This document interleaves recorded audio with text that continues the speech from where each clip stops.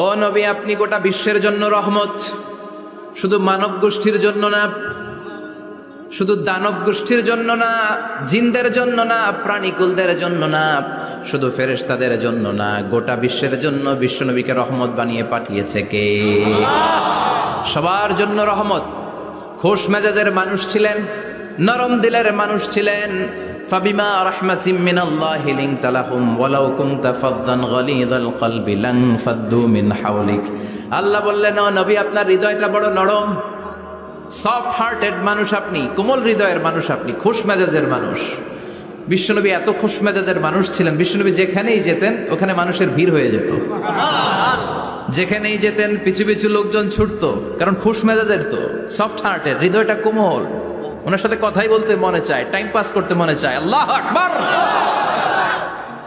বাচ্চাদের জন্য রহমত। ছোট বাচ্চারা বিশ্বনবীর সামনে যদি কখনো চলে আসতো, বিশ্বনবী ওনার কোমল হাতটা বাচ্চাদের মাথার মধ্যে হাত বুলিয়ে দিতে। এমন কোনো বাচ্চা বিশ্বনবীর সামনে দিয়ে ক্রস করতে পারতো না যে বাচ্চার মাথায় বিশ্বনবী হাত বুলাতেন না। নাতিদেরকে অনেক আদর করতেন।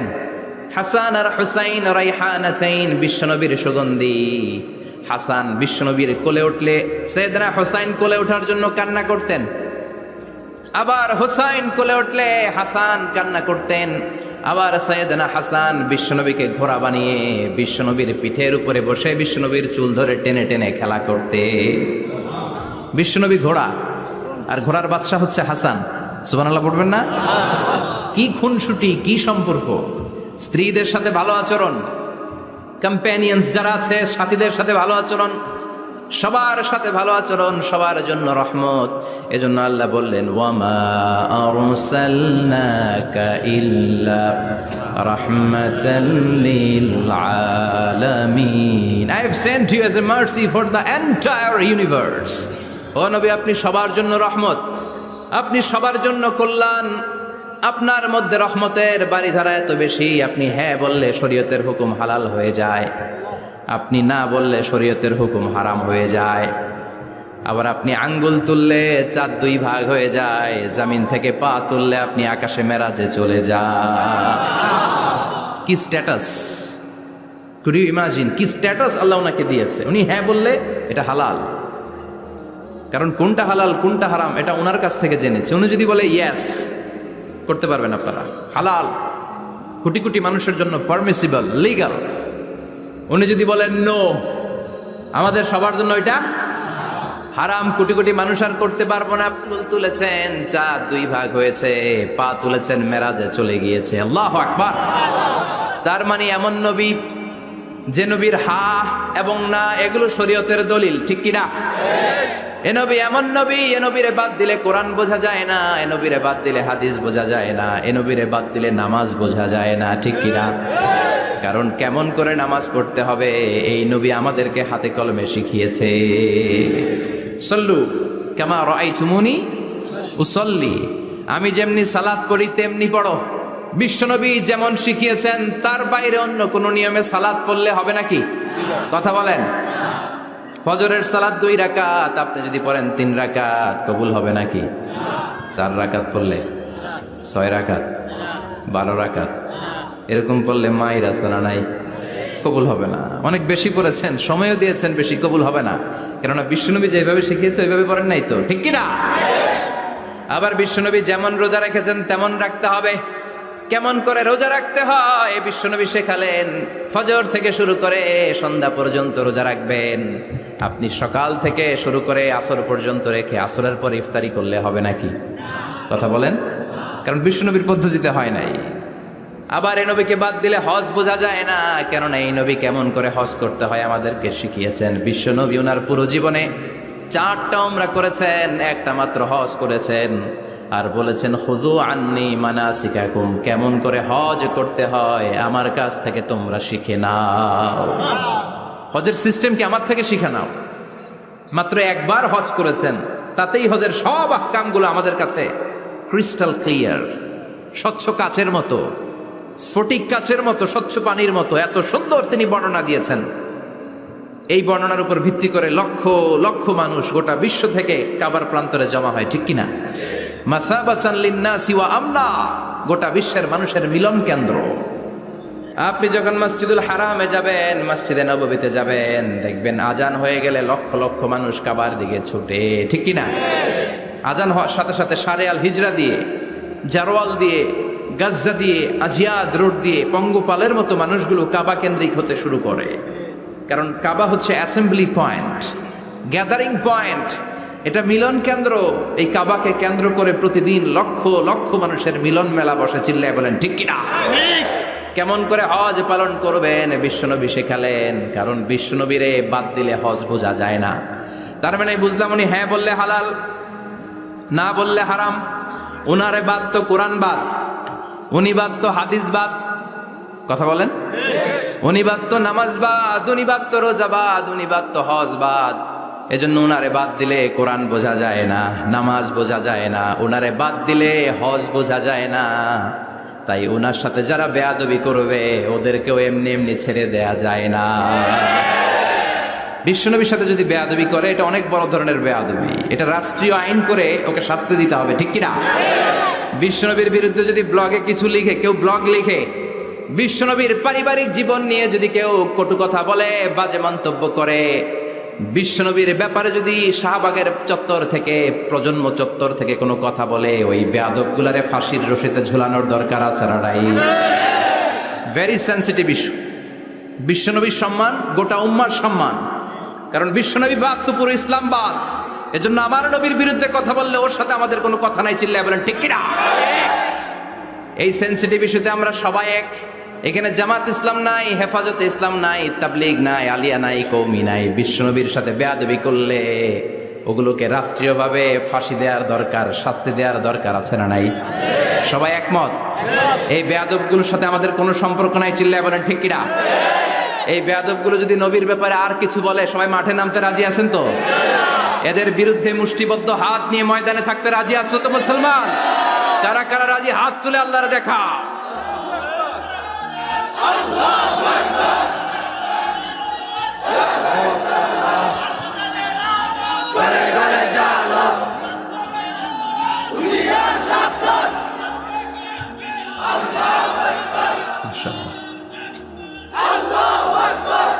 আল্লাহ তুমি কবুল করো। বিশ্বনবীর ভালোবাসা যেন আমরা অন্তরে রাখতে পারি, তুমি তৌফিক দাও। বিশ্বনবীর অনুসরণ এবং ভালোবাসা ছাড়া আল্লাহকে পাওয়া যাবে? আল্লাহকে যে পাইতে চায় হাজরাতের অনুসরণে, আরশ কুরসি লৌহ কালাম না চাইতে পেয়েছে সে। হাজরাতের অনুসরণে আরশ কুরসি লৌহ কালাম না চাইতে পেয়েছে সে। সুবহানাল্লাহ পড়েন। এজন্য আল্লাহ বললেন, নবী আপনাকে আমি গোটা বিশ্বের মানুষের জন্য রহমত করে পাঠালাম। আবার আপনার চরিত্রটা গোটা বিশ্বের মানুষের জন্য আমি মডেল করে দিলাম। আল্লাহু আকবার। ওয়া ইন্নাকা লাআলা খুলুকিন আযীম। ও নবী, চমৎকার একটা চরিত্রের উপরে আমি আপনাকে প্রতিষ্ঠিত রেখেছি। And verily you are on a very good standard of character. ও নবী, আপনার চরিত্রটা বড় সুন্দর।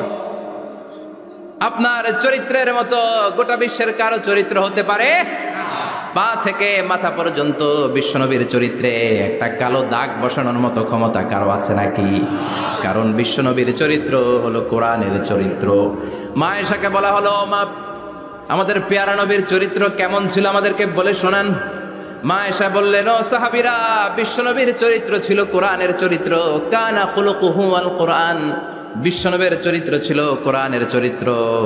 পুরো কোরআনে 30 পারাতে থিওরিটিক্যালি যা বলে শোনানো হয়েছে, বিশ্বনবীর জীবনীতে চরিত্রে প্র্যাকটিক্যালি ওই সব কিছু করে দেখানো হয়েছে। পুরো কোরআনে 30 পারাতে থিওরিটিক্যালি যা বলা, বিশ্বনবীর চরিত্রে প্র্যাকটিক্যালি সেটা করে দেখানো। সুবহানাল্লাহ বাড়িতে যে বলেন। আবার বিশ্বনবীর আরেক স্ত্রী উম্মে সালামা বলতেন, ইনদামা ইয়ামশি রাসূলুল্লাহ আলাল আরদি কাআন্নাল কুরআনা ইয়ামশি আলাইহি। যখন বিশ্বনবী রাস্তার উপর দিয়ে হেঁটে যেত, মনে হয় কোরআন শরীফটা রাস্তার উপর দিয়ে হেঁটে হেঁটে যায়।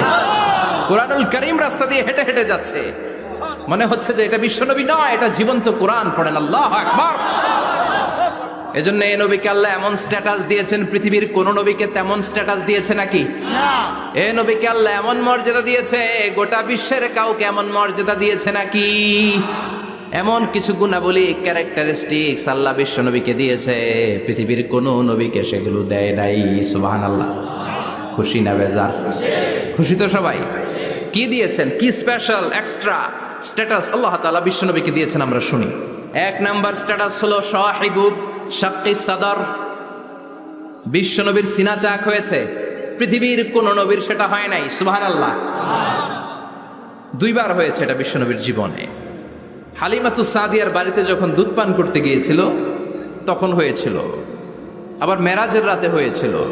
উম্মে হানির ঘর থেকে চলে সাইয়েদনা জিবরাইল বিশ্বনবীকে হাতিমে কাবায় শুইয়ে দিলেন, এরপর গলার নিচ থেকে শুরু করে নাভি পর্যন্ত বুকটা কেটে ফেললেন, বিশ্বনবীর হৃদয়টাকে বের করলেন, জামজামের পানি দিয়ে ধৌত করলেন, আবার পেটের ভেতরে হৃদয়টাকে ঢুকিয়ে দিলেন। দিস ইজ কল্ড শাক্কে সাদার। উর্দু ফার্সিতে বলে সিনা চাক, ইংরেজিতে বলে ওপেন হার্ট সার্জারি। সুবহানাল্লাহ পড়বেন না? আমাদের অনেকের ওপেন হার্ট সার্জারি হয় না, গলা থেকে নাভি পর্যন্ত কাটা, সেলাই করে দিলে আবার বাঁচে। এটা বিশ্বনবীর সিনা চাক থেকে আবিষ্কার হয়েছে। পড়েন আল্লাহু আকবার। যে সমস্ত সাহাবারা বিশ্বনবীকে খালি গায়ে দেখেছে, উদম গায়ে দেখেছে, তারা বর্ণনা করেছে দুইটা কাপড় মাঝখান দিয়ে সেলাই করলে যেমনি দাগ দেখা যায়, আমরা বিশ্বনবীর গলা থেকে নাভি পর্যন্ত এরকম সেলাইয়ের দাগ দেখতে পেয়েছি। শাক্কুস সাদর, special status of the last Messenger Muhammad সাল্লাল্লাহু। আর কোন নবীকে আল্লাহ এটা দেয় নাই। খুশি না বেজার? আবার উনি হলেন সাহিবুল মেরাজ। ওনার মেরাজ হয়েছে, আর কোন নবীর হয়েছে নাকি? কথা বলেন। বিশ্বনবীর হৃদয়টা বড় ভাঙা, কলিজার টুকরা স্ত্রী খাদিজা নাই, যাকে সবচেয়ে ভালোবাসতেন, সবচেয়ে প্যার করতেন, যাকে মাহাব্বাত করতেন। এবং সাইয়েদাতুনা খাদিজার জন্য বিশ্বনবী মা আয়েশাকে ধমকও দিয়েছেন। সাইয়েদাতুনা খাদিজার কথা যখন বিশ্বনবী বলে বেড়ায় মা আয়েশার কাছে, খাদিজার কথা বললে মা আয়েশা বলতেন, ও নবী, কোন জাহিলি যুগে এক বুড়ি মহিলার সাথে আপনার বিয়ে হয়েছিল, মরে গিয়েছে, কবরে শুয়ে আছে। ওই মহিলার পরে কত সুন্দরী সুন্দরী নারীরা আমরা আপনার ঘরে আসলাম, তারপরে ওই বুড়ির কথা আমাদেরকে বলেন কেন? ওই বুড়ির কথা শোনান কেন? বিশ্বনবী রেগে গেলেন। সাইয়েদাতুনা খাদিজাকে বুড়ি বলার কারণে বিশ্বনবী মা আয়েশার চোয়ালটা এইভাবে চেপে ধরেছে। কোনোদিন স্ত্রীর গায়ে হাত তোলেননি, শুধু এই একবার খাদিজাকে বুড়ি বলার কারণে মা আয়েশার থুতনি চেপে ধরেছিলেন। আল্লাহু আকবার। আবার বিশ্বনবী বলতেন, রুজিকতু হুব্বাহা, খাদিজার ভালোবাসা আল্লাহ আমার হৃদয়ে ঢুকিয়ে দিয়েছে। আবার বিশ্বনবী দোয়া করলে বলতেন, ও আল্লাহ, ওই কিয়ামতের ময়দানে যেদিন বন্ধু বন্ধুরে চিনবে না, বাবা ছেলেরে চিনবে না, মা তার মেয়েরে চিনবে না, পীর সাহেব মুরিদরে চিনবে না, মুরিদ পীর সাহেবরে চিনবে না, ওই কঠিন দিনে যেন আমি আমার কলিজার টুকরা খাদিজারে ভুলে না যাই। ওই কঠিন দিনে আমি যেন আমার খাদিজারে চিনতে পারি। সুবহানাল্লাহ। তার মানে ভালোবাসা বেশি না কম? সাইয়েদাতুনা খাদিজা ইন্তেকাল করলেন, জাবালে হাজুনের পাশে ওনার কবর। যারা হজ উমরা করতে গিয়েছেন দেখেছেন না, মক্কা একটা কবর আছে, এটা মাকবারাতুল মাআলা। মাআলা, কিন্তু এটারে বাংলাদেশিরা বলে জান্নাতুল মুআল্লা। কি বলে? এটারে জান্নাতুল মুআল্লা বলবেন না, কারণ এই কবরস্থানে অনেক কাফির মুশরিকেরও কবর আছে, তো ওদের কবরস্থান কি জান্নাত হতে পারে? এটাকে মাকবারা বলবেন। মাকবারা মাআলা বা মুআল্লা, আর মদিনায় হচ্ছে মাকবারাতুল বাকিয়া। মুআল্লা কবরস্থান মক্কায়, আর বাকি কবরস্থান মদিনায়। এর পাশে বিশাল এক পাহাড়, হেরেম শরীফ থেকে দেখা যায় জাবালে হাজুন, এর পাদদেশে বিশ্বনবী নিজ হাতে সাইয়েদাতুনা খাদিজাকে কবর দিয়েছেন। কবর দিয়ে সবাই চলে যায়, বিশ্বনবী যায় না। দাঁড়িয়ে দাঁড়িয়ে কাঁদতে লাগলেন। সাইয়েদনা আবু বকর বলে, নবী চলেন ঘরে ফিরে যাই। বিশ্বনবী বললেন, তুমি যাও, আমি যাব না। যেই মহিলাটাকে এইমাত্র কবর দিলাম সাধারণ মহিলা না, আমার বিপদের দিনের সঙ্গিনী খাদিজা। আজীবন আমাকে ছাতার মতো শেল্টার দিয়েছে, সমস্ত সম্পদ আমার পায়ের সামনে বিছিয়ে দিয়েছে রে আবু বকর। কি প্যার করতেন বিশ্বনবীকে। সাইয়েদাতুনা খাদিজা ইন্তেকাল করলেন, চাচা আবু তালেব ইন্তেকাল করল, দাওয়াত দেওয়ার জন্য বিশ্বনবী ওই তায়েফের ময়দানে গেলেন। তায়েফের ছেলেরাও পাথর মেরে বিশ্বনবীর দেহটারে ঝাঁঝরা করে দিল, বলেন ঠিক কিনা? খেয়ে না খেয়ে দিন প্রচারের কাজে নিজেকে দিয়েছ বিলিয়ে, তায়েফের কাফিরেরা চিনল না সে আলো, দুষ্ট ছেলেদের পিছু দিল লেলিয়ে, পাথরের আঘাতে ক্ষত বিক্ষত হয়ে সারা শরীর থেকে রক্ত ঝরে।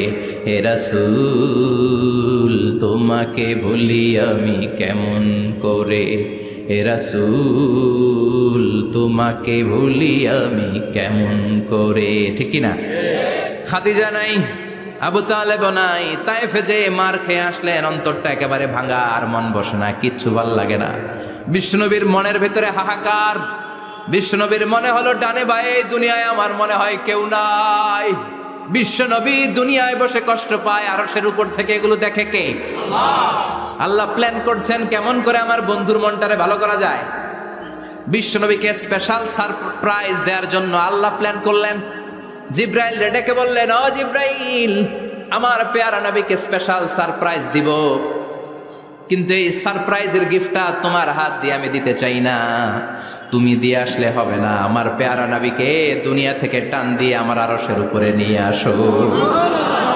সাহিবুল মেরাজ, যেই নবীর মেরাজ হয়েছে আর কোন নবীর হয় নাই। এই মেরাজ করতে যে কত কাণ্ড, কত প্ল্যান প্রোগ্রাম আল্লাহর। টাইমের স্পিডকে আল্লাহ থামিয়ে দিলেন। মক্কা থেকে উঠিয়ে বিশ্বনবীকে এক মরুভূমিতে রাখা হলো রাতে। বললেন দোয়া করেন।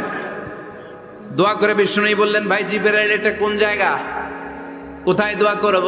সাইয়েদনা জিবরাইল বলেন, নবী কিছুদিন পরে এই জায়গায় আপনি হিজরত করে আসবেন, এই জায়গার নাম ইয়াসরিব, মদিনা। দোয়া করলেন। আবার সেখান থেকে তুলে এক পাহাড়ে রাখা হলো, নবী দোয়া করেন। দোয়া করে নবী বললেন, এটা কোন পাহাড়? অন্ধকার, আমি তো কিছু চিনি না। সাইয়েদনা জিবরাইল বললেন, নবী এটা সাধারণ পাহাড় নয়, এই পাহাড়ের কথা আল্লাহ কোরআনে বলেছেন, এই পাহাড়ের কসম আল্লাহ কোরআনে খেয়েছেন। এই পাহাড়টা হলো আপনার ভাই মুসার পাহাড়, তুর পাহাড়। তুর পাহাড়ে তিনি দোয়া করলেন। কত কিছু করে বিশ্বনবীকে আল্লাহর আরশে নিয়ে যাওয়া হলো। সাহিবুল মেরাজ। বিশ্বনবী ছাড়া আর কোন নবীর কি এরকম মেরাজ হয়েছে? সবাই বলেন হয়েছে। এরপর উনি হলেন সাহিবুস শাফা, শাফাতের মালিক। বিশ্বনবী ছাড়া কিয়ামতের ময়দানে কেউ আমাদের জন্য সুপারিশ করতে পারবে না। পাগল হয়ে যাব আমরা। সূর্যটা মাথার কাছে, ক্ষুধায় তৃষ্ণায় জিহ্বাটা কুকুরের মতো বের হয়ে ঝুলতে থাকবে। মাথার মগজগুলো গলে গলে নাকের ছিদ্র দিয়ে, কানের ছিদ্র দিয়ে বেয়ে বেয়ে পড়তে থাকবে।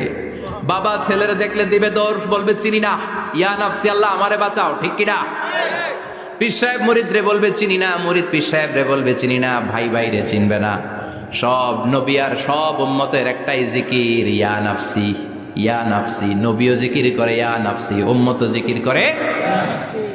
সবাই সাইয়েদনা আদম রে ধরবে, সাইয়েদনা আদম বলবে আমি পারবো না। নূহের কাছে যাও, সাইয়েদনা নূহ বলবে পারবো না। ইব্রাহিমের কাছে যাও, সাইয়েদনা ইব্রাহিম বলবে পারবো না। মুসা আলাইহিস সালামের কাছে যাও, মুসা আলাইহিস সালাম বলবেন পারবো না। ঈসা আলাইহিস সালামের কাছে যাও, সাইয়েদনা ঈসা আলাইহিস সালাম বলে এত জায়গায় ঘুরে লাভ নাই, জায়গা মতো যাও মিয়া, জায়গা মতো যাও। মাকামে মাহমুদে বিশ্বনবীকে সেজদায় পড়ে থাকতে দেখবা।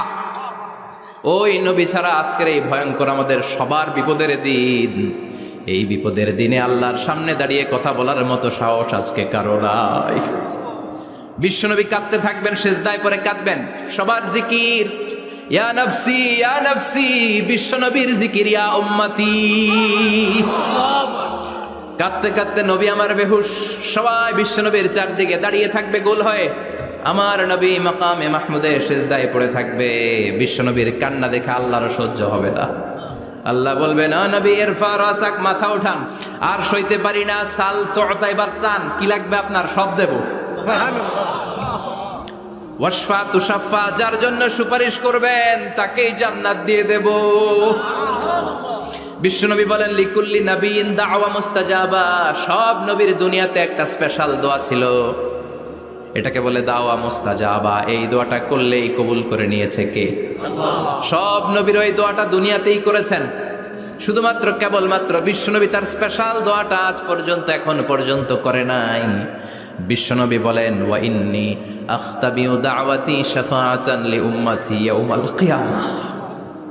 আমি আমার দোয়াটা, আমি আমার স্পেশাল সাপ্লিকেশনটা কিয়ামতের দিন কঠিন মুসিবতের কালে তোমরা যখন বিপদে পড়ে যাবা, আমার স্পেশাল দোয়াটা ওই দিন করে আমি তোমাদের সুপারিশ করে জান্নাতে পাঠায়া দেব। সাহিবুশ শাফাআ, বিশ্বনবী ছাড়া কথা বলার মতো ক্ষমতা, স্পর্ধা, সাহস সেদিন কারো থাকবে না। চিৎকার করে বলেন ঠিক কিনা?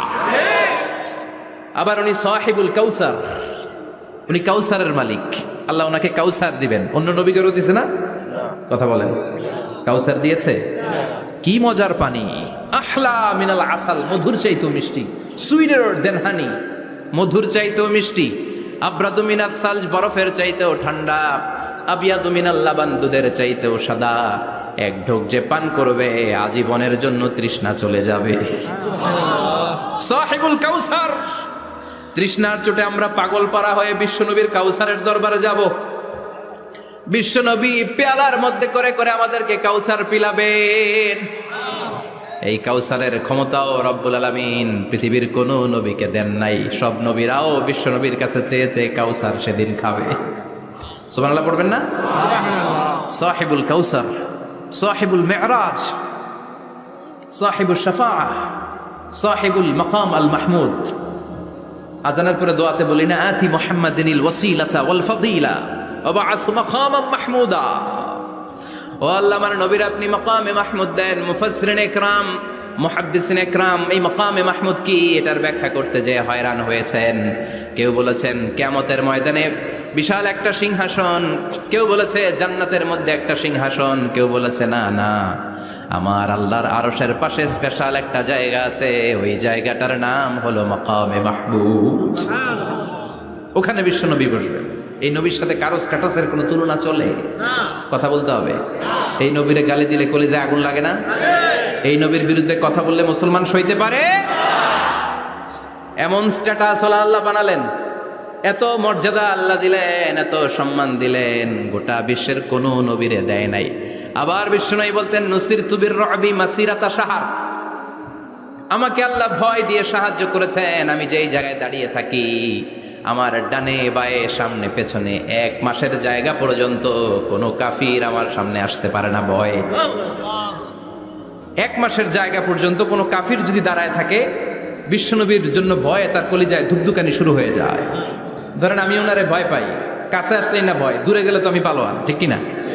উনি আছে কোম্পানিগঞ্জ বাজারের ওইদিকে, আমি এদিকে, আমি পালোয়ান, স্বাস্থ্যের সমস্যা নাই, ঠিক কিনা? কারণ কাছে নাই। কিন্তু বিশ্বনবী এমন পাওয়ারফুল ছিলেন, কাছে আর দূরে কোনো কথা না, ডানে বায়ে সামনে পেছনে 1 মাসের দূরত্ব। এই লোকেশনের মধ্যে যদি কোনো কাফির মুশরিকের আন্ডা বাচ্চা থেকে থাকে, বিশ্বনবীর ব্যাপারে ভয় তাদের অন্তরের মধ্যে ঢুকিয়ে দেয় কে? এজন্য বিশ্বনবীর সাথে কারো মর্যাদার কোনো তুলনা চলে? বিশ্বনবী আমাদের মডেল। আমাদের মডেল কে? কথা বলেন, সবাই বলেন।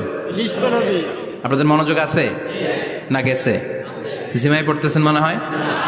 এটা কিন্তু ক্লাস।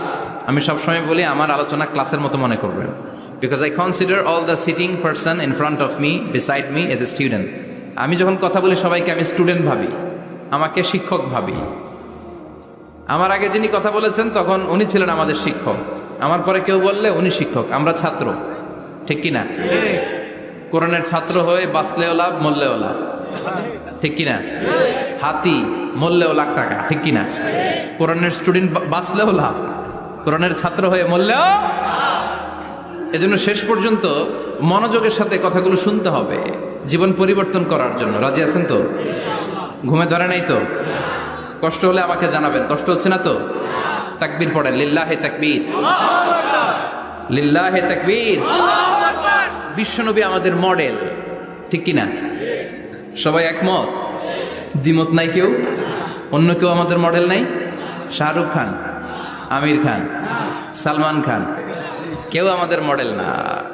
আমাদের মডেল হচ্ছে বিশ্বনবী, ঠিক কিনা? এজন্য আসুন বিশ্বনবীর জীবনী থেকে কিছু মেসেজ আমরা নেই, কিছু শিক্ষা আমরা নেই, যাতে করে জীবনটাকে এনলাইটেন করা যায়, আলোকিত করা যায়। আমরা এই মাহফিলগুলোতে এসেছি আলোকিত হতে, নাকি? আলোকিত মানুষ হয়ে ফিরে যাব। এসে কিছু স্লোগান দিব, হুজুরের চেহারা দেখবো, হুজুরের সাথে মুসাফা করার জন্য, নো নো ওয়ে। এগুলোর জন্য মাহফিল নয়। Consider this program as a class, as a seminar. স্পিকাররা আসবে, কোরআন সুন্নাহর আলোকে কথা বলবে, এগুলো আমরা শুনবো, নোট ডাউন করব, মানার চেষ্টা করব, ঠিক কিনা? মানতে রাজি আছেন তো? সবাই রাজি? সবাই? আল্লাহ তুমি কবুল কর। আমিন। আজকে বিশ্বনবীর জীবনী থেকে 3টা কথা শুনবো। এই 3টা কথা শুনে মানার চেষ্টা করব, তারপরে আমরা একসাথে বিদায় নিব। পড়েন ইনশাআল্লাহ। প্রথমে জানবো আমার নবী দেখতে কেমন ছিলেন। জানতে মনে চায় না? চাঁদের চেয়ে সুন্দর ছিলেন, ঠিক কিনা? চাঁদের চেয়ে সুন্দর তুমি নবী আমার কামলিওয়ালা, চাঁদের চেয়ে সুন্দর তুমি নবী আমার কামলিওয়ালা, দু জাহানের বাদশা তুমি প্যারা নবী সাল্লে আলা, দু জাহানের বাদশা তুমি প্যারা নবী সাল্লে আলা, চাঁদের চেয়ে সুন্দর তুমি নবী আমার কামলিওয়ালা, ঠিক কিনা? আমরা হাদিসের আলোকে দেখার চেষ্টা করব আসলে তিনি কতটা সুন্দর ছিলেন। তাহলে প্রথমে শুনবো উনি দেখতে কেমন ছিলেন, তারপর শুনবো ওনার আচরণ কেমন ছিল। দেখতে কেমন ছিলেন মানে বাহিরটা কেমন, আর আচরণ মানে ভিতরটা কেমন, ঠিক কিনা? 3 নম্বরে আমরা শুনবো ওনার মেধা, বুদ্ধি, ইন্টেলেকচুয়াল ক্যাপাসিটি কেমন ছিল। কষ্ট হয়ে যাচ্ছে না তো? আলোচনা কঠিন মনে হচ্ছে? তাহলে প্রথমে শুনবো ফিজিক্যাল ক্যারেক্টারিস্টিক্স, তারপরে শুনবো বিহেভিয়ারিয়াল ক্যারেক্টারিস্টিক্স, অ্যান্ড ফাইনালি আমরা শুনবো ইন্টেলেকচুয়াল ক্যারেক্টারিস্টিক্স। প্রথমে শুনবো দেখতে কেমন, তারপরে শুনবো আচরণ কেমন, এরপরে শুনবো বুদ্ধি কেমন। পড়ান ইনশাআল্লাহ। শুনতে রাজি আছেন তো? প্রথম পয়েন্টে আমরা শুনবো আমার নবী দেখতে কেমন ছিলেন। বিশ্বনবী ঈসা ইসলাম দেখতে অনেক সুঠাম একজন মানুষ ছিলেন, শক্তিশালী একজন পুরুষ ছিলেন, অসাধারণ একজন পার্সোনালিটি ছিলেন, ঠিক কিনা? উনি এত শক্তিশালী ছিলেন, বিশ্বনবী বলতেন আমার ডান হাতের ভেতরে আল্লাহ জান্নাতের 40 জনের শক্তি ঢুকিয়ে দিয়েছে। উনি মক্কার সবচেয়ে বড় কুস্তিগির রুকানাকে ধরে মাটিতে 3 বার আছাড় মেরেছেন। শক্তি বেশি না কম? সুবহানাল্লাহ পড়বেন না? যৌবনকে ধরে রাখতে হবে, ঠিক কিনা? কারণ যুবকরা যদি ভালো পথে চলে ভালো থাকবে বাংলাদেশ, যুবক যদি পথ হারায় হায় হায় করবে বাংলাদেশ, ঠিক কিনা? যুবকদের মধ্যে আছে প্রাণ ঢালা শক্তি আর উচ্ছ্বাস, তাদের গায়ের রক্ত গরম, তারা চাইলে অনেক কিছু করতে পারে। এই যে কিছুদিন আগে কোটা বিরোধী আন্দোলন হলো, নিরাপদ সড়ক চাই আন্দোলন হয়েছে না? আমি অবাক হয়েছে, আমি মালয়েশিয়াতে ছিলাম, ছোট্ট ছোট্ট ছেলেমেয়েরা কেমন করে রাস্তায় চলতে হয়, দুঃখজনক হলেও সত্যি আমাদের পুলিশ পোশাকি বাহিনী করে দেখাইতে পারে নাই। ছোট্ট ছোট্ট শিশুরা আমাদেরকে লজ্জিত করেছে, চিৎকার করে বলেন ঠিক কিনা? কিন্তু এত সুন্দর ইনিশিয়েটিভ নেয়ার পরে আমাদের পক্ষ থেকে যে আচরণ পাওয়ার কথা ছিল এটা তারা পায় নাই। কথা বলেন। কিছুদিন আগে নোয়াখালী বিজ্ঞান ও প্রযুক্তি বিশ্ববিদ্যালয়ে আমি দেখে অবাক, সেখানকার যুবকরা ইনিশিয়েটিভ নিয়েছে যে হাজার হাজার ছেলেমেয়েরা ভর্তি পরীক্ষা দিতে আসবে, এদেরকে আমরা ফ্রিতে খাওয়াবো, ফ্রিতে থাকতে দেব। নোয়াখালী করে গালি দিয়েন না, আগে আগমত করে দেখা। অসাধারণ কাজ করেছে, গোটা বিশ্ব দেখেছে, ঠিক কিনা? কুমিল্লার সন্তানরাও পারে, চট্টগ্রামের ছেলেরাও পারে, বরিশালের ছেলেরাও পারে। যুবকদেরকে শুধু এক হতে দেয়া দরকার। যুবকরা যদি এক হতে পারে তাহলে সমাজে আর কোনো অন্যায় অনাচার থাকতে পারে না। বিশ্বনবী যখন যুবক একটা সংগঠন করেছিলেন, নাম হালাফুল ফুদুল। হালাফুল ফুদুল করেছিলেন, ওনার বয়সের 15-20 বছরের সবাইকে এক প্ল্যাটফর্মে নিয়ে এসেছেন, হাতে হাত রেখে শপথ করেছেন, দে টুক অ্যান ওথ, কোনো টেন্ডারবাজি চলবে না, চাঁদাবাজি চলবে না, মাস্তানি চলবে না, ইফটিজিং চলবে না, মেয়েদের ওন্না ধরে টানাটানি চলবে না, খাদ্যে ভেজাল চলবে না, ওজনে কম চলবে না, অন্যায়গুলো সমাজ থেকে দূর করে দিতে হবে। চিৎকার করে বলেন ঠিক কিনা? এজন্য যুবকরা যদি ইসলাম মানে ভালো থাকবে বাংলাদেশ, যুবকরা যদি কোরআন মানে নিরাপদে থাকবে আমার লাল সবুজের পতাকা। এজন্য যুবকদেরকে সংঘবদ্ধ হতে হবে, যুবকদের জন্য ইসলাম প্র্যাকটিস করার সুযোগ আমাদের জন্য বাড়াইতে হবে। এজন্য যুবক ভাইয়েরা অলওয়েজ কিপ ফিট, এক্সারসাইজ করবা, খেলাধুলা করবা, জিমনেশিয়ামে যাবা, কারণ আল মুমিন আল কবি খায়রুম মিনাল মুমিন আদ দাঈফ। বিশ্বনবী বলেছেন শক্তিশালী মুমিন দুর্বল মুমিনের চাইতে আল্লাহর কাছে অনেক বেশি প্রিয়। সুবহানাল্লাহ। কারণ আমরা যারা দুর্বল, জিহাদের ময়দানে আমরা এক দৌড় দিয়া বেহুশ, ঠিক কিনা? এই যে 71 সালে পাক হানাদার বাহিনীদের সাথে যুদ্ধ করছে কি বুড়া মানুষেরা? না, আমার দামাল ছেলেরা, যুবক ভাইয়েরা, বিশ্বনবী সাল্লাল্লাহু আলাইহি ওয়াসাল্লাম অলওয়েজ ফিট থাকতেন। ওয়া কানা কাফফুহু আলিয়ানু মিনাদ দিবাজ, বিষ্ণুবীর হাত, এই হাতের তালু রেশমের কাপড়ের চেয়েও বেশি সফট ছিল। Softer than silk, softer than silk, সিল্কের চাইতেও বেশি সফট। সিল্কের কাপড় চিনেন না? জর্জেটের কাপড়, ধরতে কোমল লাগে, মোলায়েম লাগে। বিষ্ণুবীর হাতের তালু এর চাইতেও মোলায়েম। এই জন্য এই মোলায়েম হাত যদি কেউ মুসাফা করার সুযোগ পাইতো, কেউ আর হাত ছাড়তে চাইতো না। আর বিশ্বনবীর অভ্যাস ছিলেন, বিশ্বনবী কারোর সাথে মুসাফা করলে, যার সাথে মুসাফা করেছেন উনি হাত টেনে না নিলে বিশ্বনবী ওনার হাত টেনে নিতেন না। আল্লাহু আকবার পড়বেন না? কি অসাধারণ ব্যক্তিত্ব ছিল, হাতের তালু ছিল সফটার দেন সিল্ক। ওয়া কানা রাবাআতাম মিনাল কওম লাইসা বিত-তাবিল ওয়ালা বিল কাসীর, বিশ্বনবী দেখতে একজন মাঝারি গড়নের লোক ছিলেন, খুব লম্বাও না, খুব খাটোও না। খুব বেশি লম্বাদেরকে ভাল লাগে? কথা বলে তাকাইতে গেলে টুপি পরে যাওয়ার সম্ভাবনা আছে। খুব খাটো যারা, এদেরকেও কিন্তু দেখতে অতটা ভাল লাগে না। বিশ্বনবী ছিলেন ব্যালেন্সড, মাঝারি ধরনের, লাইসা বিত-তাবিল ওয়ালা বিল কাসীর। কিভাবে আল্লাহ চুজ করেছেন ওনার প্যারা হাবিবকে, পড়েন সুবহানাল্লাহ। ওয়া কানা আযহারাল লাউন, ফর্সা রঙের মানুষ ছিলেন, ব্রাইট কালার। কি কালার? Bright colour. সিভি যারা লিখেন কারিকুলাম ভিটা, ওইখানে স্কিন কালার লিখতে হয়। আপনি কি ফর্সা না কালো? কালো হলে ব্ল্যাক কালার, ফর্সা হলে ব্রাইট কালার। বিশ্বনবী ছিল ব্রাইট কালার, ফর্সা রঙের মানুষ। কতটা সুন্দর ছিলেন! অনেকে বলে সাইয়েদনা ইউসুফ আলাইহিস সালাম বেশি সুন্দর। না না, বিশ্বনবী সাইয়েদনা ইউসুফ আলাইহিস সালামের চেয়ে অনেক গুণ বেশি সুন্দর ছিলেন। বিশ্বনবী বলতেন আনা মালিহুন ওয়া আখি ইউসুফু সাবিহুন, আমি বিশ্বনবী মালিহ। আলেম যারা আছেন উত্তর দেন আরবিতে। মিলহুন মানে কি? লবণ। তার মানে মালিহ মানে লাবণ্যময়। বিশ্বনবী লাবণ্যময় সুন্দর ছিলেন, আর ইউসুফ আলাইহিস সালাম সাদা সুন্দর ছিলেন। এদিকে লাবণ্যময়, এদিকে সাদা, কোনটা ভাল লাগবে? কথা কন। তার মানে বিশ্বনবীর গায়ের স্কিন ছিল ব্রাইট কালার, ফর্সা রঙের মানুষ ছিলেন, মাঝারি সাইজের মানুষ ছিলেন, সিক্স প্যাকের মানুষ ছিলেন। ওয়া কুবিদা ওয়া লাইসা ফি রাসিহি ওয়া লিহিয়াতিহি 20 শা'রা বাইদা, ইন্তেকালের আগে দাড়ি আর চুল মিলে 20টা দাড়ি চুলের বেশি পাকে নাই। সুবহানাল্লাহ পড়বেন না? দাড়ি আর চুল মিলে মোট পাকছিল কয়টা? অনেকে বলে হুজুর স্বপ্নের ব্যাখ্যা দেন, কি স্বপ্ন দেখেছেন? তিনি বললেন আমি স্বপ্নে দেখেছি একজন লোক আল্লাহ রাসূলের কবর থেকে উঠে এসেছে। তাই নাকি? উনি জানতে চাচ্ছে যে এটা আল্লাহ রাসূল কিনা। আমি বললাম চেহারা কেমন দেখেছেন? বলে হুজুর আমি দেখলাম ধবধবে সাদা দাড়ি, ধবধবে সাদা চুল। তার মানে উনি কি আল্লাহ রাসূলকে দেখেছে? না, আল্লাহ রাসূলের ধবধবে সাদা চুল ছিল না, ধবধবে সাদা দাড়ি ছিল না। ইন্তেকালের আগে দাড়ি আর চুল মিলে পাকছিল কয়টা? কোম্পানিগঞ্জের ভাইয়েরা মনে থাকবে? দাড়ি আর চুল মিলে পেকেছিল কয়টা? কেমন করে পাকবে? উনি তো জাইতুনের তেল মালিশ করতেন। সুবহানাল্লাহ। এজন্য আল্লাহ কসম করে বললেন ওয়াত-তিনি ওয়াজ-জাইতুনি ওয়া তুরি সিনিন ওয়া হাযাল বালাদিল আমিন। তিন ফলের কসম, জাইতুনের কসম, এই তিন জাইতুন যারা খাবে তাদের দাড়ি চুল সহজে পাকবে না। জাইতুন চিনেন? Olive oil. জলপাই আছে না, আরব দেশের জলপাইকে বলে জাইতুন। তাম্বুতু বিদ্দিহিনি ওয়া সিবগিল লিল আকিলিন, এটার অনেক কাজ।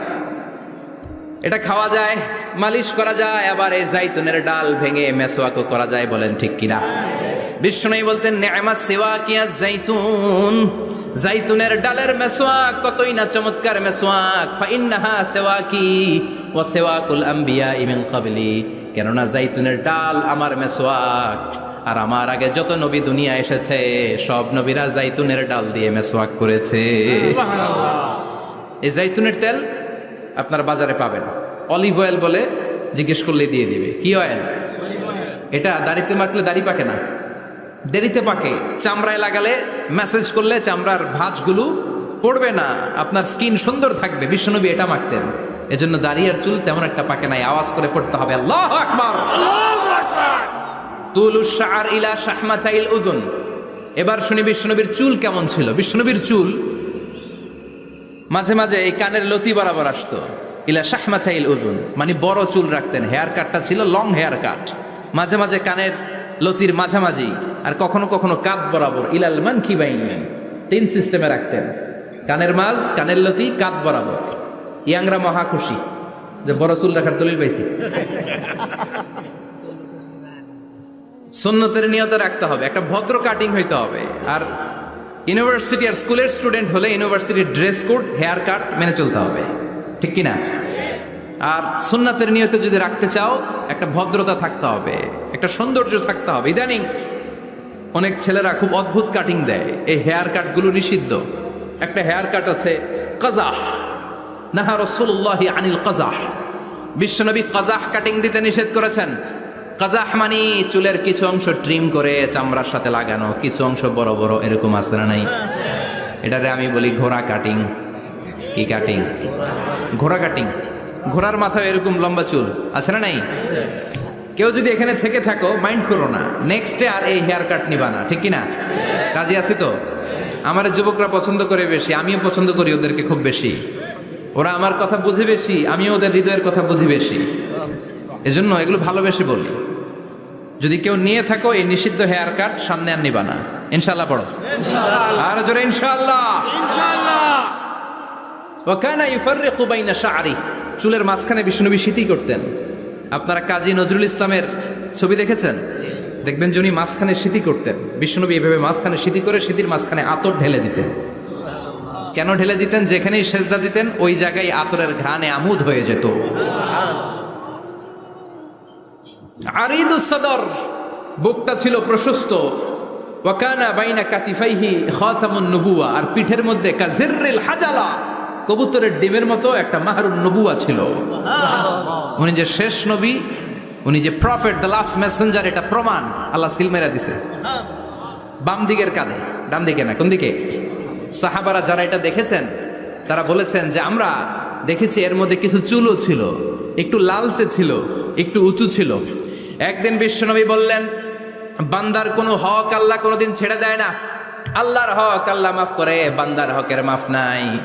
যদিও আমি নবী, আমার উপর যদি কোনো হক থাকে বলো, আমি দিয়ে দেব। কোনো সাহাবী দাঁড়ায় না। এক সাহাবী দাঁড়িয়ে বললেন, নবী, যুদ্ধের ময়দানে চাবুক চালানোর সময়, লাঠি চালানোর সময় এক কাফেরকে মারতে যেয়ে আপনার লাঠির বাড়ি আমার পিঠের মধ্যে পড়েছে। আপনি যেহেতু এই কেসাসটা আদায় করতে চান, আপনার পিঠে আমি লাঠির বাড়ি মেরে এটারে শোধবোধ করে দিতে চাই। সাইয়েদনা ওমরে ফারুক হাতের জামা এরকম পড়তে শুরু করছে, আয় এদিকে আয়, তোরে শোধবোধ করাই। বিশ্বনবী বললেন, ওমর রাখো, এটা বান্দার হক, মিটাতে দাও। বিশ্বনবী বললেন, আসো তুমি এসে আমার পিঠে লাঠি দিয়ে চাবুক দিয়ে বাড়ি মারো। সাহাবী বলে, ও নবী, তখন দুর্ভিক্ষের সময়ের যুদ্ধ ছিল, আমাদের গায়ে জামা ছিল না। যখন আপনি আমার চাবুকটা পিঠের মধ্যে মেরেছেন, আমার পিঠে তখন জামা ছিল না। আপনি যদি যথা নিয়মে কেসাসটা আদায় করতে চান, আপনার জামাটা খুলেন, খালি পিঠের মধ্যে বাড়িটা মারিস। এবার ওমরে ফারুককে ধরে কে? এদিকে আয়, তোরে দেখাইতেছি। বিশ্বনবী বললেন, ওমর থামো, মারতে দাও। বিশ্বনবী উনার জুব্বাটা উপরের দিকে উঠালেন, পিঠের মধ্যে বাড়ি দেওয়ার জন্য ওই সাহাবীকে ডাকলেন। ওই সাহাবী বিশ্বনবীকে পিছন দিক থেকে জড়িয়ে ধরে ওই মোহরে নবুয়তের মধ্যে চুমু দিয়ে ফেলেছে। সাহাবী বললেন, নবী গো, এই নাটক করার জন্য আপনি আমারে মাফ করে দিয়েন। আপনি বিশ্বনবী, উদম গায়ে আপনারে দেখা যায় না, খালি গায়ে আপনারে দেখা যায় না। শুনেছি আপনার পিঠের মধ্যে মোহরে নবুয়ত আছে। অনেক দিনের সাধনা, জল্পনা কল্পনা, আপনার মোহরে নবুয়তে আমার ঠোঁটটা আমি লাগাবো। আপনার মোহরে নবুয়তের মধ্যে আমার ঠোঁটটা লাগে, আমার ঠোঁটটারে আমি জাহান্নাম থেকে পরিত্রাণ করাবো। এজন্য প্ল্যান প্রোগ্রাম করে এতক্ষণ আপনার জামাটা খুলতে বলেছি। আপনার উপরে আমার কোনো হক নাই। আমার আব্বা আম্মা, আমার সম্পদ, আমার জীবন আপনার জন্য কোরবান গো নবী।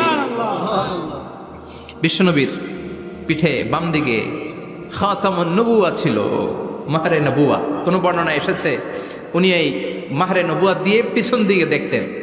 বিশ্বনবী যখন নামাজ পড়তেন উনি বলতেন, ইস্তাকিমু ওয়া'তাদিলু ইয়ারহামুকুমুল্লাহ, কাতার সোজা করো, ফাঁকা জায়গা বন্ধ করে দাও, কারণ আমি সামনে যেমনি দেখি পেছনেও তেমনি দেখি। অনেকে বলেন বিশ্বনবী পেছনে দেখতেন এই মাহরে নবুয়তের জায়গাটা দিয়ে। এটা ছিল বিশ্বনবীর behind CC camera, behind close circuit camera. আল্লাহু আকবার। বিশ্বনবী ছাড়া কোন নবীর পিঠে এরকম মাহারে নবুয়া ছিল নাকি? কথা বলেন। এজন্য ওই নবীরে গালি দিলে সহ্য হয়? কথা বলেন, সহ্য হয়? আবিয়াদুল ইবতাইন, বগল ছিল শুভ্র সাদা। আমাদের বগল কি সাদা? দুর্গন্ধ, কুৎসিত, কালো, তাই না? বিশ্বনবীরটা কালো? কথা কন, শুভ্র সাদা। আমরা দোয়া করি এভাবে। বিশ্বনবী মাঝে মাঝে দোয়া করতে করতে, বৃষ্টির জন্য যখন দোয়া চাইতেন, আরাফার ময়দানে যখন দোয়া চাইতেন, দোয়া করতে করতে হাতটারে উপরের দিকে করতেন। সবাই এরকম হাত তোলেন, সবাই হাত তোলেন। বিশ্বনবী মাঝে মাঝে আবেগের চোটে এইখান থেকে হাতটা এই জায়গায় নিয়ে যেতেন। সুবহানাল্লাহ। বিশ্বনবী যখন হাত আবেগের চোটে উপরের দিকে উঠাতেন, বিশ্বনবীর বগল দেখা যেত। সাহাবারা বলতেন হাত্তা ইরা বায়াদু ইবতাইহি, এই সুযোগে আমরা দেখতাম ওনার বগলটা ধবধবে সাদা, কোনো দাগ ছিল না। মুস্তাওয়াল জাবিন, প্রশস্ত ললাট ছিল। আসাম্মুল আনফ, খাড়া নাক ছিল। বিশ্বনবীর নাক কিন্তু বোচা ছিল না। এরকম চারটা নাকরে আপনারা কোম্পানিগঞ্জে কি বলেন? চাকমা? সুসানাক। কি নাক? সুসানাক। হ্যাঁ, বুসা। নাক বুসা বা বোচা। বিশ্বনবীর নাক এই চাকমা স্টাইলে নাক ছিল না, খাড়া ছিল, খাড়া নাক ছিল। সুবহানাল্লাহ পড়ুন। মুফাল্লিজুল আসনান, দাঁতগুলো ছিল পরিপাটি। বিশ্বনবীর দাঁতের দিকে তাকালে, বিশ্বনবীর হাসির দিকে তাকালে মনে হতো হাসিতে যেন মুক্তা ঝরে। বিশ্বনবী দেখতে কেমন ছিল আন্দাজ পাচ্ছেন না মোটামুটি? এই চমৎকার দেহটা নিয়ে যখন আয়নার সামনে দাঁড়াতেন, বিশ্বনবী জোস জোস পোজ দিতেন না। এখনকার ছেলেপেলেরা বলে আয়নার সামনে দাঁড়াইয়া দেই জোস জোস পোজ, আছে না নাই? বিশ্বনবী জোস জোস পোজ দিতেন না। বিশ্বনবী আয়নার সামনে দাঁড়িয়ে বলতেন আল্লাহুম্মা হাসানতা খালকি ফাহসিন খুলুকি। ও আল্লাহ, আমার চেহারাটা যেমনি আপনি সুন্দর বানিয়েছেন, আমার হৃদয়টারেও সুন্দর করে দেন। What a attitude, what an attitude! কি অ্যাটিটিউড ছিল ওনার! আমরা আয়নার সামনে সেজে পড়ে দাঁড়ালে চুলকে সাইজ করি, পাং করি, স্টাইল করে ডিজাইন করি। বিশ্বনবী সুন্দর চেহারাটা নিয়ে যখন আয়নার সামনে দাঁড়াতেন বলতেন আল্লাহ, আমার চেহারাটা যেমনি সাদা, হৃদয়টারেও সাদা করে দেন। কিছু মানুষ আছে চেহারা সাদা, হৃদয় কালো, আছে না নাই? কিছু মানুষ আছে চেহারাটা কুচকুচে কালো, অন্তরটা সাদা, এমন মানুষও আছে না নাই? বিশ্বনবীর ভেতরও সাদা, বাহিরও সাদা। সুবহানাল্লাহ। সুবহানাল্লাহ। আর এই সুন্দর সাদা দেহ নিয়ে আয়নায় দাঁড়িয়ে পড়তেন আল্লাহ, চেহারা যেমনি সুন্দর, চরিত্রটাও সুন্দর করে দেয়। এজন্য আয়নার সামনে দাঁড়িয়ে এই দোয়ার দরকার, আছে না নাই? পড়তে রাজি আছেন? মনে থাকবে না মাহফিল শেষ ভুলে যাবেন? মনে থাকবে? আয়নার সামনে আপনি যখন দাঁড়াবেন, আপনার স্ত্রী যখন দাঁড়াবে, আপনার বাচ্চারা যখন দাঁড়াবে, বলে দিবেন বাবা আয়নার সামনে দাঁড়ানোর দোয়া পড়ো। কত অসাধারণ দোয়া! পড়েন আওয়াজ করে আমার সাথে, আল্লাহুম্মা হাসানতা খালকি হাসানতা খালকি ফাহসিন খুলুকি। ফাহসিন খুলুকি। আল্লাহুম্মা আল্লাহুম্মা হাসানতা খালকি হাসানতা খালকি ফাহসিন খুলুকি। ফাহসিন। এর মানে আল্লাহ আমার চেহারাটা করেছো সুন্দর, আমার আচরণ, আমার চরিত্রটাও সুন্দর করে দাও। চিৎকার করে পড়েন আমিন। তাহলে বিশ্বনবীর ব্যাপারে তিনটা কথা আমরা শুনবো বলেছিলাম, প্রথমটা শুনে ফেলেছি। মানে উনি দেখতে কেমন ছিল, উনি দেখতে কেমন ছিল, এর মধ্যে আমাদের আমলের কিছু নাই, শুধু বর্ণনা করা আর শোনা আর বিশ্বনবীকে ভালোবাসা, ঠিক কিনা? কারণ উনার না খাড়া, আমার তো খাড়া নাও হইতে পারে। উনি সুন্দর, আমি তো শ্যামলা হইতে পারি, কারণ এটা আল্লাহর দেয়া পরীক্ষা, ঠিক কিনা? দ্বিতীয় পয়েন্ট থেকে আমাদের আমল শুরু। দ্বিতীয় পয়েন্ট ছিল বিশ্বনবীর আচরণগত বৈশিষ্ট্য। আমার নবীর বিহেভিয়ার কেমন ছিল, কন্ডাক্ট সিস্টেম কেমন ছিল, ম্যানার কেমন ছিল, মানুষের সাথে কমিউনিকেশনটা কেমন ছিল, ব্যবহারিক জীবনটা কেমন ছিল, এগুলো আমল করার দরকার, আছে না নাই? কষ্ট হচ্ছে? কষ্ট হচ্ছে? মনোযোগ আছে তো? মনোযোগ আছে না গেছে? আমরা এবার শুনবো বিশ্বনবীর আচরণ কেমন ছিল। বিশ্বনবী যখন রাস্তা দিয়ে হাঁটতেন, ইয়ামশি হাউনান, বিনয়ের সাথে হাঁটতেন। ইয়ামশি হাউনান, রহমানের বান্দারাও বিনয়ের সাথে রাস্তা দিয়ে হাঁটে, ঠিক কিনা? وعباد الرحمن الذين يمشون على الأرض هونا وإذا خاطبهم الجاهلون قالوا سلاما। রহমানের বান্দারা যখন রাস্তা দিয়ে হাঁটে, বিনয়ের সাথে হাঁটে, তারা অহংকার প্রদর্শন করে না, মানুষের সাথে বিনয়ের সাথে রাস্তা দিয়ে হাঁটে। এজন্য রাস্তা দিয়ে যখন হাঁটবো বিনয়ের সাথে হাঁটবো, রাজি আছেন তো? নাকি অহংকার প্রদর্শন করে হাঁটবেন? বিশেষ করে যুবকেরা, 3-4 জন যুবক একসাথে হলে রাস্তায় ওদের আর কারো হুঁশ জ্ঞান থাকে না, পুরো দুনিয়াটাই মনে হয় দুনিয়াটাই আমার, আছে না নাই? না, মুরব্বীকেও সম্মান করবা, মহিলাদেরকে সম্মান করবা, তোমার জায়গায় তুমি হাঁটবা, ভদ্রভাবে হাঁটবা, ভদ্রভাবে হাঁটার দরকার আছে না নাই? উনি মুরব্বী, একদিন উনিও তোমার মতো যুবক ছিল, ঠিক কিনা? এই যে আমার কালো দাড়ি আজীবন কালো থাকবে? কথা বলেন।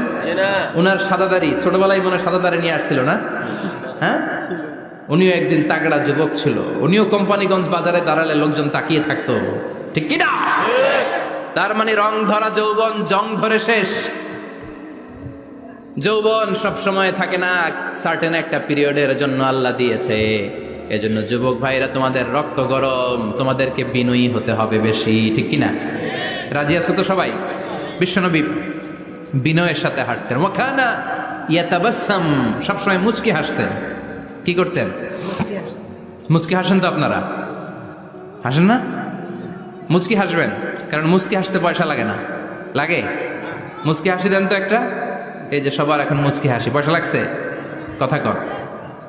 তাবাসসুমুকা ফি ওয়াজহি আখিকা সাদাকা, you would smile to your brother, it's a charity. তুমি তোমার ভাইয়ের দিকে তাকিয়ে যে মুচকি হাসবে, এত সদকা দেওয়ার সওয়াব হয়ে যাবে। বিশ্বনবী সব সময় মুচকি হাসতেন। হাসি 3 ধরনের, তাবাসসুম, দেহেক, কাহকাহা। কাহকাহা মানে অট্টহাসিক, আলিফ লাইলার দত্তরা যেমন হাসি দেয় ওই হাসি। এটা নামাজের মধ্যে কেউ দিলে নামাজও শেষ, ওযুও শেষ। আর দেহেক, হালকা আওয়াজে হাসি, সামান্য দাঁত দেখা যায় মাঝে মাঝে। বিশ্বনবী মজা করে এরকম হাসি দিতেন, কিন্তু সব সময় বিশ্বনবীর ঠোঁটের মধ্যে মুচকি হাসি লেগেই থাকতো। তাহলে আমরা বিনয়ের সাথে হাঁটবো, নাম্বার 1। নাম্বার 2, সবসময় মুচকি হাসবো। রাজি আছেন? ঘরে যেই স্ত্রীকে একটা মুচকি হাসি দিবেন, আজকে রাতেই দিবেন, যেই একটা মুচকি হাসি। রাজি আছেন? হ্যাঁ, ভালোবাসা বাড়াই দিবে কে? কথা কয় না। ভালোবাসার কথা আসলে আওয়াজ কমে যায়। ভালোবাসার কথাও কোরআনে আছে না নাই? আল্লাহু আকবার। আল্লাহ দাম্পত্য জীবনের ভালোবাসা তুমি বাড়িয়ে দাও। আমিন। ইযাল তাফাতা ইলতাফাতা জামিআন, ইযাল তাফাতা ইলতাফাতা জামিআন। বিশ্বনবীর যদি ডানে বায়ে কোথাও তাকানোর দরকার হতো, উনি আর চোখে তাকাতেন না। অনেকে এইভাবে বসে আছে, ডানে এমনে তাকায়, এমনে আছে না নাই? এইভাবে এমনে তাকায়, আছে না নাই? এভাবে তাকানো যাবে না। বিশ্বনবী ডানে তাকানোর দরকার হলে ইলতাফাতা জামিআন, অ্যাবাউট টার্ন, ঘুরে যেতেন, ঘুরে এইভাবে তাকাতেন। আবার বায়ে তাকানোর দরকার হলে বুকটা নিয়ে, শরীরটা নিয়ে ঘুরে যেতেন, এইভাবে তাকাতেন। সুবহানাল্লাহ পড়বেন না? আর চোখে তাকানো কি ভালো স্বভাব? বিশ্বনবী ইদাল তাফাতা ইলতাফাতা জামিআন, যেদিকে তাকাবেন ওদিকে ফুল্লি মনোনিবেশ করতেন, তারপরে তাকাতেন। সুবহানাল্লাহ পড়েন। ওয়া কানা মুস্তাহিয়ান, লাজুক ছিলেন, বেশ লাজুক। এখন সমাজে লাজুকতা নাই, লাজ শরম আমরা হারাতে বসেছি, ঠিক কিনা? বিশ্বনবী আসাদ্দু হায়াআন মিনাল আযরা ফি খিদ্রিহা, যেই মেয়েদের বিয়ে হয় নাই, এমন ভার্জিন নারী, কুমারী নারী যারা পর্দার ভেতরে অনেক লাজুক হয়ে বসে থাকে, বিশ্বনবী পর্দার আড়ালের ওই কুমারী নারীদের চাইতেও বেশি লাজুক ছিলেন। এত লাজুক ছিলেন, এত লাজুক ছিলেন, লজ্জা পেলে চেহারাটা বিশ্বনবী লাল হয়ে যেত। ছোট্টবেলায় হালিমাতুস সাদিয়ার বাড়িতে যখন দুধ খেতে গিয়েছিলেন, বিশ্বনবীর দুধমা হালিমাতুস সাদিয়া বলে, এই কুরাইশি মোহাম্মদ ছেলেটাকে কখনো কাঁদতে দেখি নাই। ক্ষুধা লাগলেও কাঁদে না, ব্যথা পেলেও কাঁদে না, শুধু লজ্জাস্থানের জায়গা থেকে কাপড়টা একটু সরে গেলে ছোট্ট মোহাম্মদ চিৎকার দিয়ে ওঠে। কি বুঝে সে? ক্ষুধা লাগলেও কাঁদতো না, ব্যথা পেলেও কাঁদতো না, লজ্জাস্থানের জায়গা থেকে কাপড় সরে গেলে বিশ্বনবী চিৎকার দিয়ে উঠতেন। সুবহানাল্লাহ পড়ে। এজন্য লজ্জা শরমের দরকার আছে না নাই? ইযা লাম তাস্তাহি ফাসনা মা শিতা, যদি লজ্জা শরম না থাকে যা মন চাই তাই করতে পারো। এটা আমাদের বাংলাদেশে ব্যাপক, লাজ শরম কিচ্ছু নাই। এজন্য লাজুকতার বড় দরকার। যেখানে যার বসা দরকার সে সেখানে যাবে। কিয়ামতের আগে যেই লোক যেই চেয়ারে বসার দরকার ওই লোক ওই চেয়ারে বসবে না। এটা হলো কিয়ামতের আলামত। জোরে কোন ঠিক কিনা? সভাপতি হওয়ার যোগ্যতা নাই, সভাপতি হয়, আছে না নাই? সেক্রেটারি হওয়ার যোগ্যতা নাই, সেক্রেটারি হয়, এরকম সমাজে আছে না নাই? নেতা হওয়ার যোগ্যতা নাই, নেতা হয়, আছে না নাই? সবগুলো কিয়ামতের আলামত। আমার বিশ্বনবী এমন লাজুক ছিলেন, বিশ্বনবীর মতো এমন লাজুক নবী আর কেউ ছিল নাকি? কথা বলেন। ওয়া কানা আসহাবুল মাইমানা, বিষ্ণুনবী ডানপন্থী ছিলেন। কি পন্থী? কি পন্থী? মুষ্টিবদ্ধ ডান হাতটাকে এরকম উপরের দিকে করেন আর চিৎকার করে বলেন বিশ্বনবী কোন পন্থী ছিল? আমরা কোন পন্থী? জান্নাতে কারা ঢুকবে? কোন বামপন্থীর স্থান জান্নাতের ভেতরে হবে? চিৎকার করে বলেন কোন নাস্তিক জান্নাতে ঢুকতে পারবে? এজন্য নবীদের মতো ডানপন্থী হতে হবে। জোরে কোন ঠিক কিনা? বিশ্বনবী সব ভালো কাজগুলো ডান দিক দিয়ে করতে পছন্দ করতেন। জামা পরলে ডান দিক দিয়ে, খাবার বিতরণ করলে ডান দিক দিয়ে, মুসাফা করা শুরু করলে ডান দিক দিয়ে, ডান দিক দিয়ে ভালো কাজ বিশ্বনবী পছন্দ করতেন। সুবহানাল্লাহ পড়েন। আসহাবুল মাইমানা, বিশ্বনবী মেহমানদারি করতে পছন্দ করতেন। আমরা করি তো? মেহমানদারি করান? মেহমান ঘরে আসলে ভালো লাগে? খারাপ লাগে কার কার দেখি? সবার ভালো লাগে, কিন্তু আমরা অনেকে খুশি হই না। মেহমান আসলে নাখোশ হই, নিজে খাইতে পাই না। মেহমান আইসে কে? খাওয়ামো করতে, খাওয়ান নাই, যেন ও খাওয়ান বানাইছে। খাওয়ান পাঠায় কে? রিজিক দেয় কে? গোটা বিশ্বের সবাই মিলে আমরা একটা চাল বানাতে পারবো নাকি? ওমিয়া চাইনিজ চাউল না, চাইনিজ ডিম না, ওগুলা সবাই পারে, ঠিক কিনা? আল্লাহর বানানো ন্যাচারাল চাল, গাছের মধ্যে হওয়া যেই চাল, ধান আল্লাহ তৈরি করেছে, এরকম ধান, এরকম একটা পেয়ারা, এরকম ছোট্ট একটা কমলার টুকরা গোটা বিশ্বের সবাই মিলে বানাতে পারে নাকি? এজন্য রিজিকের মালিক কে? মেহমান আপনার রিজিকে ভাগ বসাতে আসে না, সে তো তার রিজিক নিয়ে আসে। সে আরো এসে আপনার রিজিকে বরকত ঢুকিয়ে দিয়ে যায়। চিল্লা এখন ঠিক কিনা? কারণ আমরা বরকতে বিশ্বাসী। বরকত বিশ্বাস করেন? 5 লাখ টাকা মাসে কামায়, ডাইন হাতে বা হাতে, আছে না নাই? হালাল হারাম ইচ্ছা মতো কামায়, মাস শেষে কিচ্ছু থাকে না, এরকম ডাকাইত আছে না নাই? হসপিটালের একটা বিল পরিশোধ করতে 3 লাখ চলে যায়, ঋণের বোঝায় জর্জরিত, রাতে ঘুম নাই, তার মানে বরকত নাই। আরেকজনের বেতন 20,000, কয় হাজার? বাড়ি ভাড়া 6,000, বাজার খরচ 6,000, ছেলে মেয়ের স্কুলের বেতন 6,000, বেড়ায় দান করে আরো 1,000, আরো থাকে। সুবহানাল্লাহ পড়েন। দিস ইজ কল্ড বারাকা। 20,000-এর বেতনের ভেতরে বারাকা ছিল। 5 লক্ষ ইনকাম, 1 টাকাও নাই, ঠিক কিনা? এজন্য কোটি টাকার মালিক দেখলে মনে করবেন না অনেক সুখ। এই দুনিয়ার জীবনটা ধোঁকা, মোহাচ্ছন্ন হয়ে আছি আমরা। এটা ধোঁকা, এটা মরিচিকা, এটা চাকচিক্যময় একটা জায়গা। মৃত্যুর পর মনে হবে একটা দুঃস্বপ্ন ঘটেছিল আমার, বিশাল এক জগৎ পড়ে আছে সামনে। দুনিয়াটাই ধোঁকা, দুনিয়াটাই মোহের জায়গা। আমরা সবাই মোহাচ্ছন্ন হয়ে আছি। দুনিয়ার উদাহরণ হলো 3টা লাশ আর 4টা স্বর্ণের টুকরার সমাজ। 3 জন যুবক কাজের জন্য বেরিয়েছে, পথিমধ্যে 4টা স্বর্ণের টুকরা পেয়েছে। যুবক কয়টা? স্বর্ণ পাইছে কয়টা? মহা খুশি, খুশিতে বাকবাকুম। 4টা স্বর্ণের বড় বড় টুকরা পেয়েছে। আমরা আজীবন খেলে বসে খেয়ে যেতে পারবো, কিচ্ছু লাগবে না আমাদের। 3 বন্ধু বলে ভাগ করি, আরেকজন বলে ক্ষুধা লাগছে। একজন যা বাজার থেকে রুটি কিনে নিয়ে আয়, খাওয়ার পরে ভাগ করবো। একজন রুটি কিনতে গেল, শয়তান 2টারে বুঝায়, ওইটারে মারতে পারলে ভাগ বটোয়ারা সহজ হবে। তোরা 2 জন স্বর্ণ 4টা, তুই নিবি 2টা, ও নেবে 2টা। হিসাব সহজ না? 2 বন্ধু প্ল্যান করছে, ওইটারে মাইরা তুই 2টা, আমি 2টা। যেটা রুটি আনতে গেছে প্ল্যান করেছে, রুটির মধ্যে বিষ মিশায় নেই। কি মিশাবো? বিষ। তাহলে বিষ খাওয়া রুটি খেয়ে ওই 2টা সে সব পাবে, আমি পাবো। ভাগাভাগের কিছু নাই, সব যাবে আমার কাছে। 4টা স্বর্ণের টুকরার মালিক আমি। রুটির মধ্যে বিষ মেখে নিয়ে এসেছে। ওই 2 বন্ধু প্ল্যান অনুযায়ী ওইটারে ধরে মেরে ফেলছে। এবার মহা খুশি। এক বন্ধু কয়, এবার তো ভাগ বটর আর কিছু নাই, তুই 2টা, আমি 2টা, আগে খাইয়া লইস। আগে খাওয়ার পরে এই 2টাও নাই।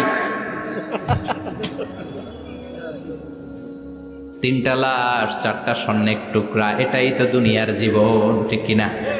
আসল জীবন কবর থেকে শুরু হবে, কোন ঠিক কিনা? একদিন মাটির ভেতরে হবে ঘরে মন আমার, কেন বাঁধো দালান ঘরে মন আমার, কেন বাঁধো দালান ঘর, ঠিক কিনা? দুনিয়ার জীবন আসল জীবন না, এটা মরিচিকা, এটা ধোঁকা, এটা মোহ, এটা শয়তানের চাকচিক্য। আসল জীবন কবরের জীবন। আসল জীবন সামনে পড়ে আছে, এজন্য বরকতে বিশ্বাস করি আমরা, ঠিক কিনা? ল্যান্ড ক্রুজার দাপিয়ে বেড়ায়, বড় বড় টাওয়ারের মালিক, অনেক সম্পদের মালিক। এটা দেখেই মনে করবেন না অনেক সুখে আছে, ঘরে যেয়ে দেখেন কোনো সুখ নাই, ঠিক কিনা? সাধারণত টাকা যার বেশি দুঃখ তার বেশি, টাকা যার কম সুখ তার বেশি। সুবহানাল্লাহ পড়েন। আল কানাআতু মিনাল ইসলাম। এজন্য আমার শ্রমিক ভাইয়েরা, আপনাদের এক পা জান্নাতে এমনি ঢুকে আছে। নামাজ পড়বেন, মা বাবার খেদমত করবেন, ইসলামের নিয়মগুলো মানবেন, দ্বিতীয় পাটাও জান্নাতে ঢুকায় দিবে কে? আর যারা কোটি কোটি টাকার পাহাড় বানিয়েছে, ওদের হিসাবের ফিরিস্তি অনেক বড়। বিশাল বাড়ির মালিক, ল্যান্ড ক্রুজার চালায়, সাবরোলেট চালায়, পোরশে, ফারারে, ল্যাম্বরগিনি চালায়, আছে না নাই? ঘরে সুখ নাই, রাতে ঘুম নাই, টেনশন আর টেনশন, 4টা ট্যাবলেট খেয়ে আধা ঘন্টা ঘুমাতে পারে না, এরকম ধনী আছে না নাই? সব ধনীরা আবার এক পাল্লায় মাইপেন না। মাথার ঘাম পায়ে ফেলে যেই ধনী ব্যবসায়ীরা বড়লোক হয়েছে, ওদের ঘরে ঠিকই শান্তি আছে। তার মানে টাকা যার বেশি, ওষুধ তার বেশি, কিচ্ছু খেতে পারে না। দেখবেন ধনীদের খাবারের ডায়েটে থাকে ভেজিটেবলস আইটেম, ঠিক কিনা? এমনি হজম হয় না, আবার ডাক্তারের কাছে গেলে বলে কিচ্ছু খাবেন না, খালি ঘাস খাবেন। কি খাবেন? মানে ভেজিটেবল খাবেন, সবজি খাবেন তো সুস্থ থাকবেন, আছে না নাই? ঘুম নাই, শান্তি নাই।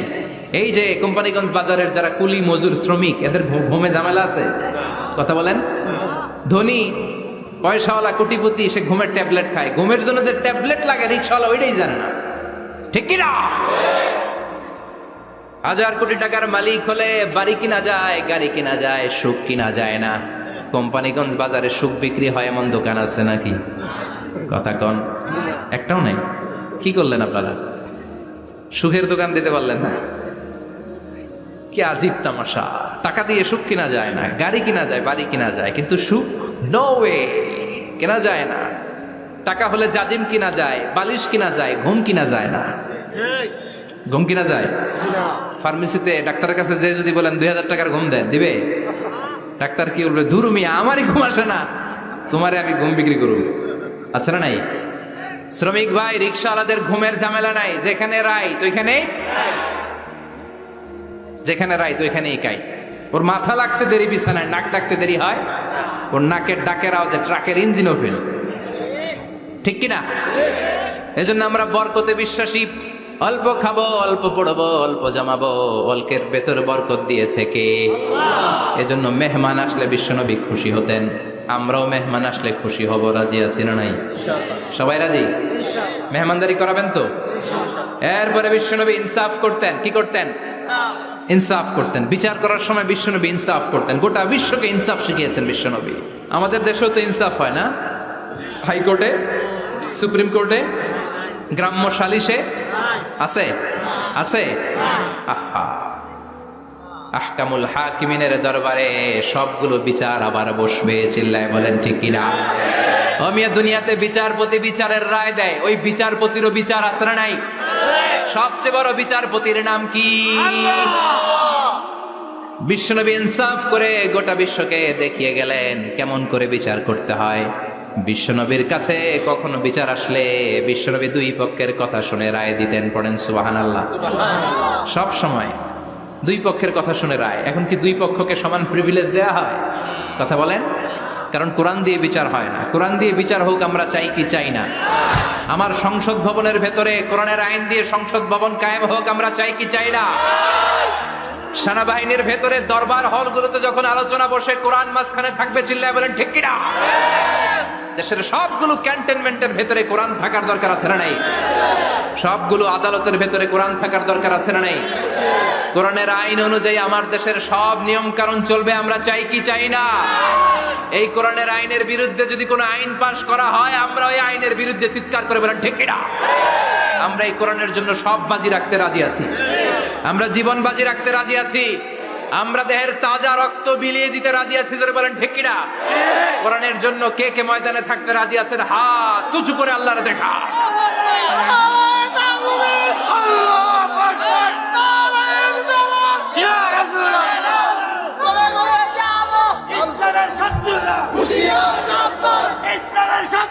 হুঁশিয়ার সাবধান আল্লাহু আকবার। আল্লাহ কোরআনের জন্য যে ভালোবাসাটাকে তুমি কবুল করো, আমরা যেন দেখে যেতে পারি যে এই দেশে কালেমার পতাকা পতপত করে উড়েছে। আমরা যারা ইসলামের পক্ষে, এটাই আমাদের অপরাধ। আমরা ইসলামকে একটা বিজয়ী শক্তি হিসেবে দেখতে চাই। আমরা ইসলামকে পার্লামেন্টের ভেতরে দেখতে চাই। আমরা কালিমার পতাকা পতপত করে উঠছে এটা দেখে যেতে মরতে চাই। চিল্লায় বলেন ঠিক কিনা?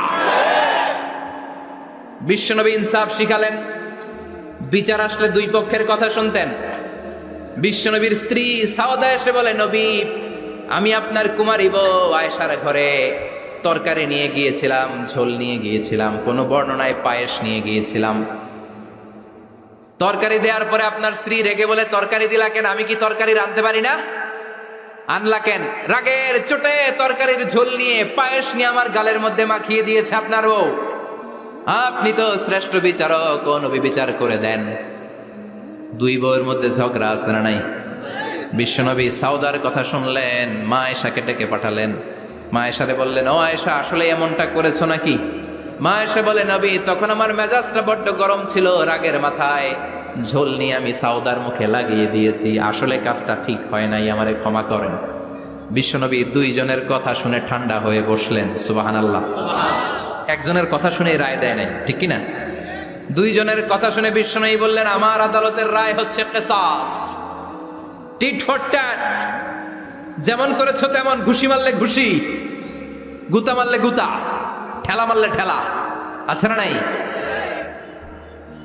সাউদাকে যেমনি তুমি পায়েস মাখিয়ে দিয়েছ, সাউদাও পায়েসের বাটি থেকে কিছু পায়েস নিয়ে আয়েশার গালে মাখো। সুবহানাল্লাহ পড়েন। সাউদাও বিশ্বনবীর রায় অনুযায়ী বাটি থেকে পায়েসের ঝোল নিয়ে মা আয়েশার গালের মধ্যে মেখে দিলেন। মা আয়েশা কি আর করবেন, হেসে দিলেন। সাইয়েদাতুনা সাউদাও হাসলেন, বিশ্বনবীও হাসলেন। আরশের উপর থেকে খুশি হয়ে গেল কে?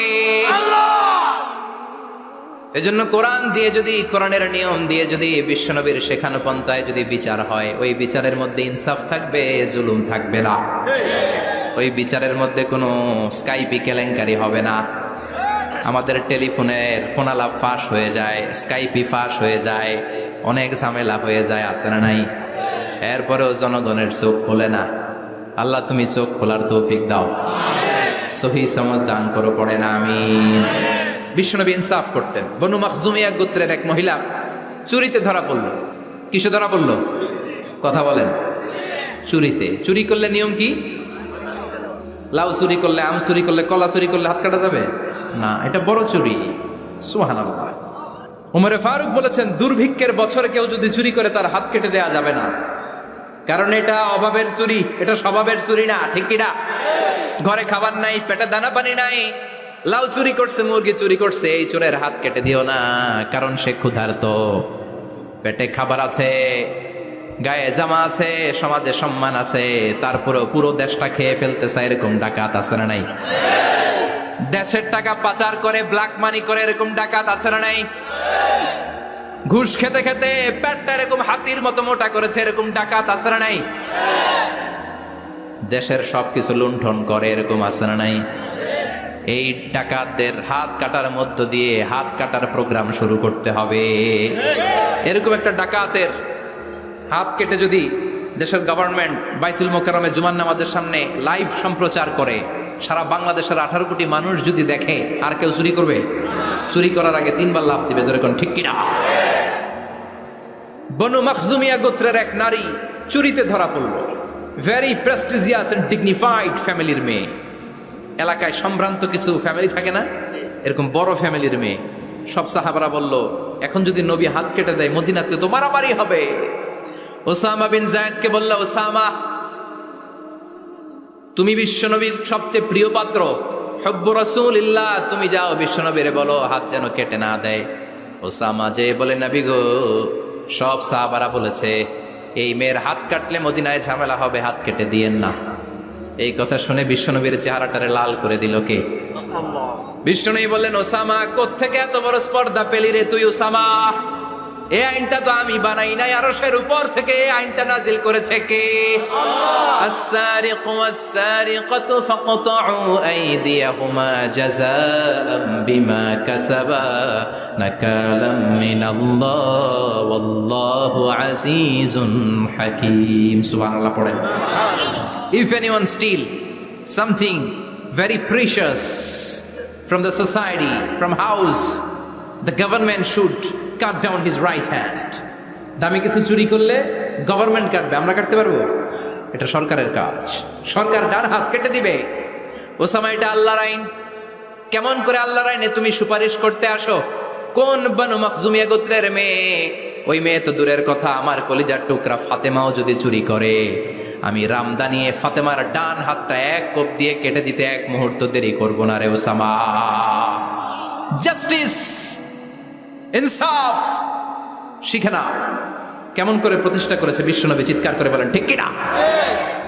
এগুলো হচ্ছে বিশ্বনবীর অভ্যাস, আচরণ। বিশ্বনবী ধীরস্থির ভাবে কথা বলতেন, তাড়াহুড়ো করতেন না। সাহাবারা বলতেন বিশ্বনবী যখন কথা বলতেন প্রতিটা শব্দ আলাদা করা যেত, প্রতিটা অক্ষর আলাদা করা যেত। আল্লাহু আকবার।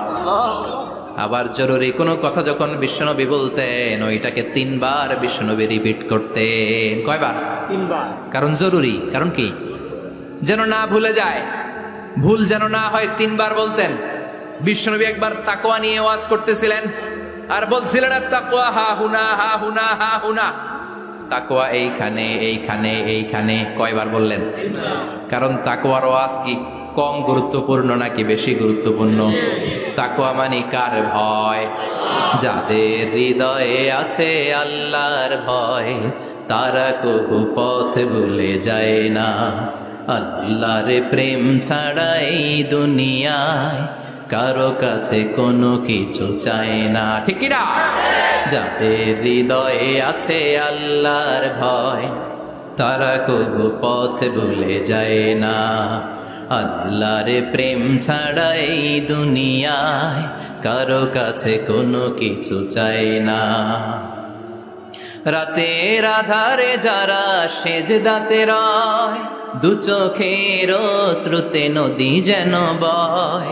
রাতের আধারে যারা সেজদাতে রয় দু চোখের শ্রুতে নদী যেন বয়।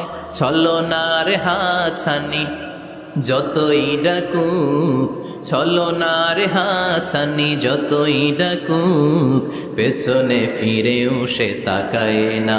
যাদের হৃদয়ে আছে আল্লাহর ভয় তারা কবু পথ ভুলে যায় না। আল্লাহর প্রেম ছাড়া এই দুনিয়া কারো কাছে কোনো কিছু চায় না। চিৎকার করে বলেন ঠিক কিনা? তাকওয়ার ওয়াজ করলেন, তাকওয়া মানে আল্লাহর ভয়। বিষ্ণুই বললেন তাকওয়া হা হুনা, তাকওয়া হা হুনা, তাকওয়া হা হুনা। তাকওয়া এই জায়গায়, তাকওয়া এই জায়গায়, তাকওয়া এই জায়গায়। যেহেতু এটা গুরুত্বপূর্ণ বিষ্ণুনবী 3 বার ইঙ্গিত করে বলেছেন। সুবহানাল্লাহ। বিষ্ণুই বলেন না তাকওয়া হা হুনা, তাকওয়া এইটা। বলেন না তাকওয়া হা হুনা, তাকওয়া এইটা। বলেন না তাকওয়া হা হুনা, তাকওয়া এইটা। জুব্বায় তাকওয়া, দাড়িতে তাকওয়া, টুপিতে তাকওয়া বলে নাই। তাকওয়ার আসল জায়গা হলো হৃদয়। এজন্য যাদের হৃদয়ে আল্লাহর ভয় আছে তারা কোনোদিন পথ হারাতে পারে, তাদেরকে সিরাতুল মুস্তাকিমের উপর দায়েম রাখে কে? কি সুন্দর অভ্যাস ছিল বিশ্বনবীর, মানার দরকার আছে না নাই? বিশ্বনবীর আরেকটা অভ্যাস ছিল, বাসি খাবার খেতেন না, জানেন? বাসি খেতেন না, অল্প খেতেন কিন্তু যেটা খেতেন ভালোটা খেতেন। অল্প খেতেন কিন্তু যেটা খেতেন ভালো খেতেন। মধু খেতে পছন্দ করতেন কিন্তু মধুর মধ্যে দুর্গন্ধওয়ালা একটা মধু আছে না মাগাফির, বুখারীতে লম্বা ঘটনা, ওইদিকে যাব না। এই মাগাফিরের মধু উনি খেতে চাইতেন না। ভালো সুগন্ধিওয়ালা মধু তিনি বিশ্বনবী খেতে পছন্দ করতেন। বিশ্বনবীর খাবারের তালিকায় সবচেয়ে পছন্দনীয় তালিকায় ছিল এই মধু। মধু খেতেন, দুধ খেতেন, খেজুর খেতেন, জব খেতেন, বার্লি খেতেন, ছাগলের বাজুর মাংস খেতে পছন্দ করতেন, সিনার মাংস। সুবহানাল্লাহ কইবেন না? What a choice! কি চয়েস ছিল বিশ্বনবী! বাজুর মাংস খেতেন। বিশ্বনবী লাউ খেতে পছন্দ করতেন, লাউ। রুম্মান ফল খেতে পছন্দ করতেন। রুম্মান মানে ডালিম, রুম্মান মানে কি? ডালিম খেতে পছন্দ করতেন। মাশরুম খেতে পছন্দ করতেন। সুবহানাল্লাহ পড়েন। মাশরুমের স্যুপ পাওয়া যায় না রেস্টুরেন্টে? বিশ্বনবী বলতেন আল কামআতু মিনাল মান্নি ওয়া মাউহা শিফাউন লিল আইন। এই কামআ মানে মাশরুম, ব্যাঙের ছাতা, এটা হলো মান্না সালোয়ার মতো দামি খাবার। আর এই মাশরুমের স্যুপ চোখের জন্য মহৌষধ। যাদের রাতকানা দিনকানা আছে মাশরুমের স্যুপ খান, চোখ ভালো করে দিবে কে? এজন্য বিশ্বনবী যেগুলো খেত এগুলো খাওয়ার দরকার আছে না নাই? বিশ্বনবীর যে সুন্দর চরিত্র ছিল, আচরণ ছিল, এগুলো পালনের দরকার আছে না নাই? তাহলে বিশ্বনবীর তিনটা কথা বলবো বলেছিলাম। প্রথম কথা ছিল দেখতে কেমন ছিল। অনেক কথা এত বলা যাবে না, সংক্ষেপে বললাম যে বিশ্বনবীর আচরণ কেমন ছিল। এখন শুনবো, শেষ কথা বলে যাই, বিশ্বনবীর ইন্টেলেকচুয়াল পাওয়ার কেমন ছিল, ওনার বুদ্ধিমত্তা কেমন ছিল। Hour beloved prophet Muhammad the last Messenger was a very good mediator. বিশ্বনবী ভালো মিডিয়েটর ছিলেন, বিশ্বনবী ভালো মধ্যস্থতাকারী ছিলেন। ঝগড়া লাগলে মিলাই দিতে পারতেন চমৎকার। সুবহানাল্লাহ। বাড়িতে যায়া জিমায় পড়ছেন? কষ্ট হচ্ছে?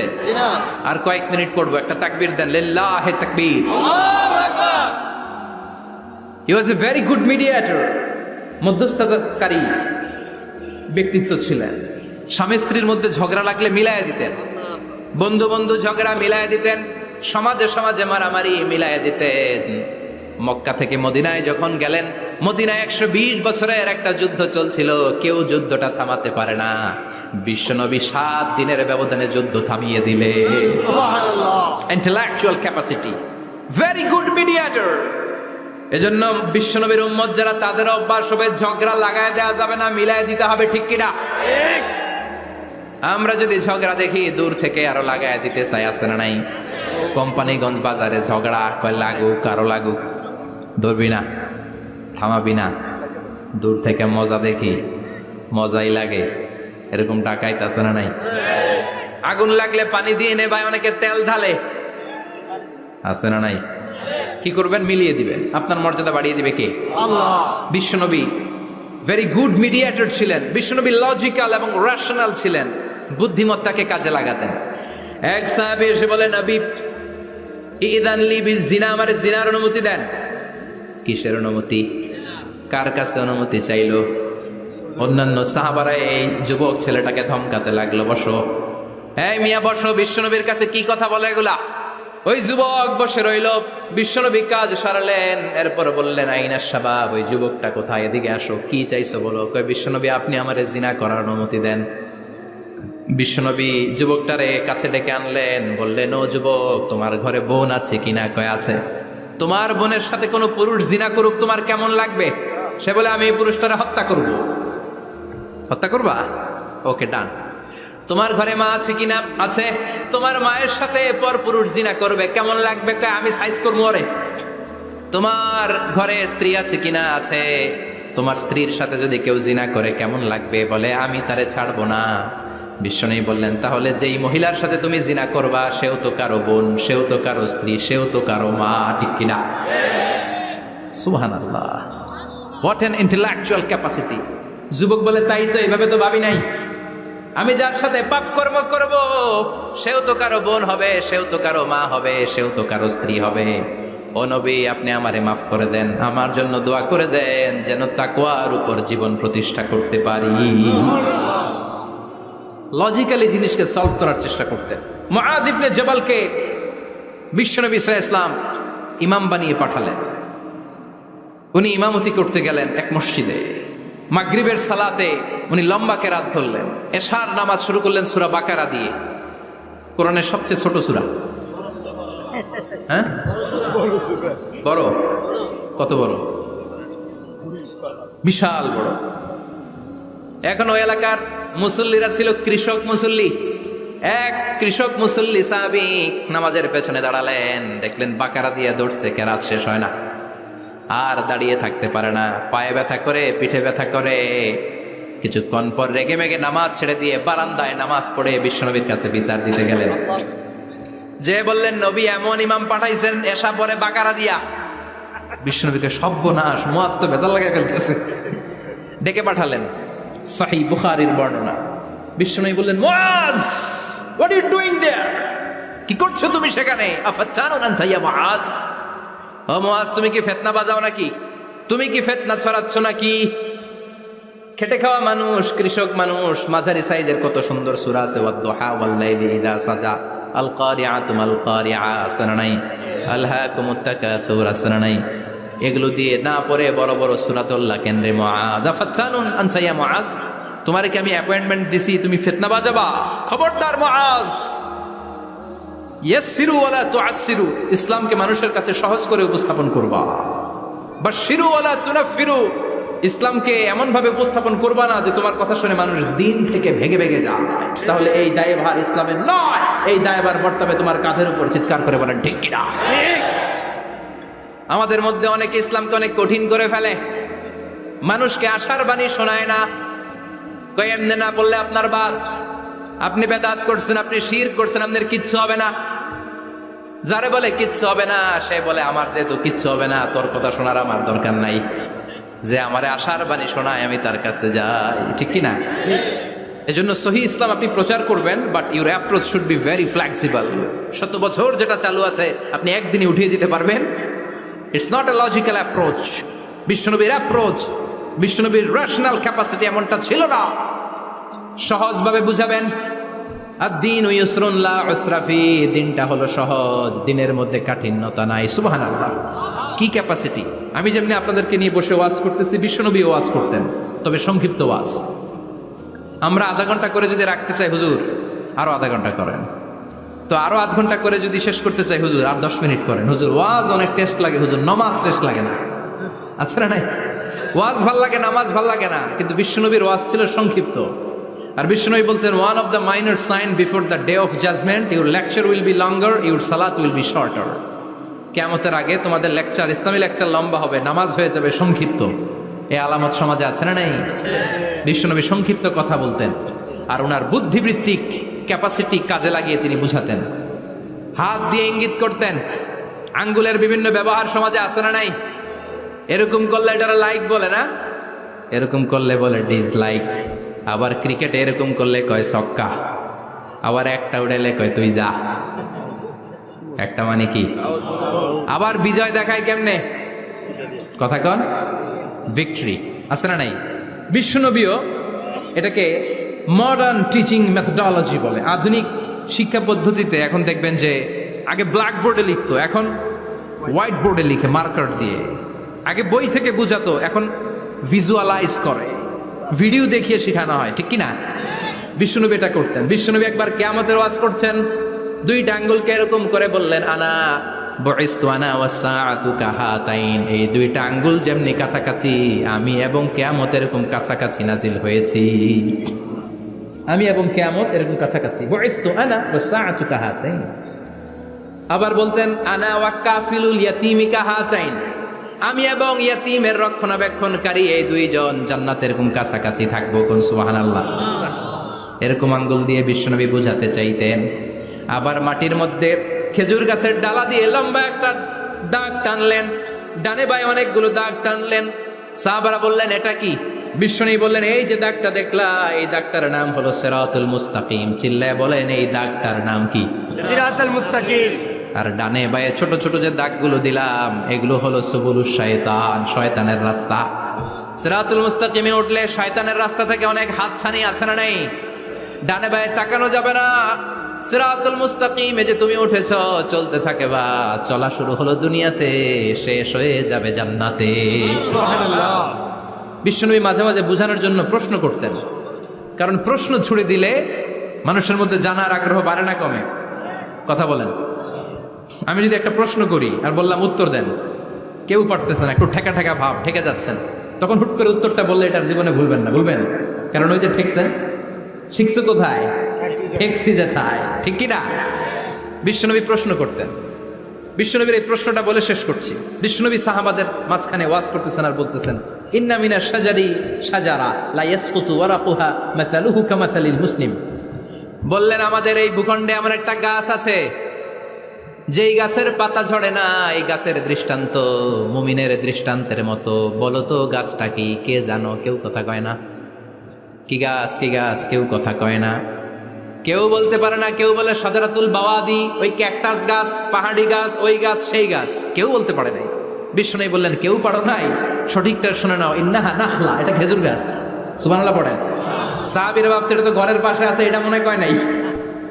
সব ঘরের চিপায় আরব দেশে খেজুর গাছ, সাহাবারা ভাবছে এটা তো ঘরের গাছ, এটা মনে হয় জিজ্ঞেস করে না, এই জন্য দূরে দূরে চিন্তা করছে। কোন সুবহানাল্লাহ।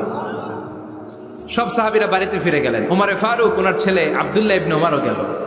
আব্দুল্লাহ বলে, আব্বা, বিষ্ণুবী যে জিজ্ঞেস করেছিল, বলো তো কোন গাছের পাতা ঝরে না, যেই গাছের দৃষ্টান্ত মুমিনের দৃষ্টান্তের মতো? আপনারা কেউ পারেন নাই, আমি কিন্তু জানতাম এটা খেজুর গাছ। ওমরে ফারুক বললেন, বেটা কইলি না কেন? কইতে পারলে নবীর সামনে আমার কলিজাটা এত বড় হয়ে যেত। আমার কলিজার টুকরা ছেলে পেড়েছে, কেউ পারে নাই। আব্দুল্লাহ বলে, বাপসাস আপনারা কেউ পারেন না, আমি কই কেমনে? শরম লাগছে, শরম। সুবহানাল্লাহ কইবেন না? QA session, questioning answering session করে বিশ্বনবী সাহাবাদেরকে শিখাতে চাইতেন। এজন্য এ নবী এমন নবী যে নবীর পুরো জীবনের প্রতিটি ইঞ্চি ইঞ্চি জায়গাতে আমাদের জন্য শিক্ষা আছে না নাই? এই শিক্ষাগুলো গ্রহণ করতে রাজি আছেন তো? যা শুনলাম আমল করতে রাজি আছেন তো?